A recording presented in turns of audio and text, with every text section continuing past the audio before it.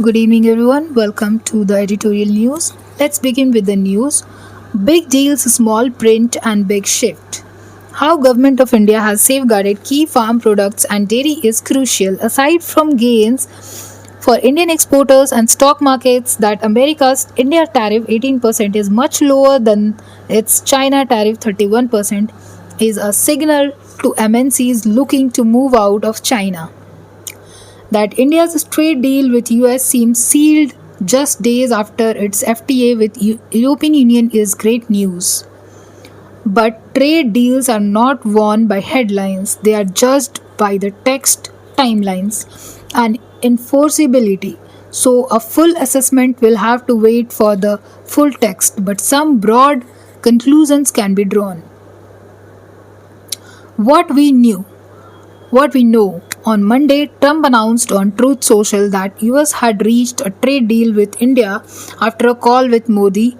He said India agreed to stop buying Russian oil in return for US immediately cutting tariffs on Indian goods from 50% to 18%. Trump also claimed India would reduce tariffs and non-tariff barriers on all US products to zero and buy over $500 billion worth of US energy, technology, agriculture, goods, coal, and other products, while shifting oil purchases towards US and Venezuela, but claims that India will eliminate all tariffs and non-tariff barriers seem unlikely given India's long-standing protection of sensitive sectors such as agriculture and dairy, as well as regulated imports. The pledge to buy over $500 billion of US goods also lacks credibility, as India currently imports under $50 billion annually from US.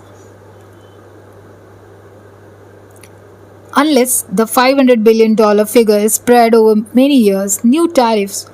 Countries typically trade under standard tariffs known as Most Favored Nations (MFN) rates, but Trump imposed additional reciprocal tariffs without US congressional approval. As a result, tariffs on Indian goods kept changing 10% from April to early August 2025, then 25% in mid August, and jumping to 50% from late August last year after US accused India of supporting Russia by buying its oil. Under the new deal, these tariffs will now come down to 18%. At this rate, US has offered India a lower reduction compared with some trade partners. The lowest rates were set at 10% for UK and 15% for European Union and Japan, while slightly higher rates of 19 to 20% were agreed with Indonesia, Malaysia, Bangladesh, and Vietnam. US tariffs cut will help roughly 55% of Indian exports to US by value November 2025 data. For the remaining exports, existing treatment continues. Tariff of 50% will still apply to products like steel, aluminium, copper. Some auto components will remain at 25% along global norms, and zero tariff over pharma, aircraft, and parts of select mechanical and electronical components will remain unchanged as for other countries.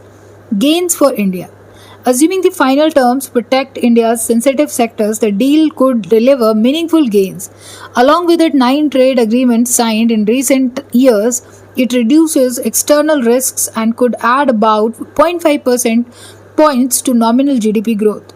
Lower US tariffs would help revive labor intensive exports such as textiles, marine products, and gems and jewelries, which suffered after shipments to US fell about 21% between May and 2025, November 2025.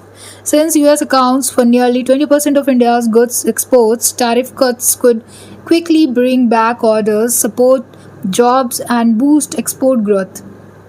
Higher export earnings and capital inflows may also strengthen the rupee. With US tariffs at 18% on India compared with 31% on China, the deal strengthens the China plus one manufacturing case and, together with recent reforms, could attract more foreign investment while easing the adverse narrative against India's IT exports and professional mobility. Why the deal took time? India US trade talks began in Feb 2025, but were repeatedly delayed as US demands went far beyond tariffs and market access. Even without a formal deal, India has already made several concessions under sustained US pressure. Over the past years, India sharply increased US crude oil imports, withdrew digital transaction tax, eased parts of its nuclear liability framework, and allowed Musk's Starlink to operate. This budget further improved access for US firms by removing duties on civil and defense aviation components and MRO inputs, and by granting zero custom duty on nuclear power equipment and project imports until 2035, providing long-term certainty to US capital and tech-intensive exports. Details awaited. The real outcome of the deal will depend on whether it protects India's long standing sensitivities. Key details to watch include whether India avoided concessions on sensitive agricultural products such as corn, soybeans, and ethanol, maintained restrictions on genetically modified imports, and resisted TRIPS plus commitments that could undermine access to affordable medicines. It also must be seen if India would be able to preserve policy space on digital trade. By not agreeing to unrestricted cross border data flows, a permanent moratorium on custom duties on electronic transmissions, or new binding obligations on government procurement. Scrutiny is needed to ensure the deal doesn't contain clauses pressuring India to align its broader foreign or economic policies with US geopolitical preferences. The deal does not end the ordeal with US, the latter could still threaten new tariffs on fresh grounds, such as India's ties with BRICS, also by agreeing under US pressure to stop buying oil from Venezuela.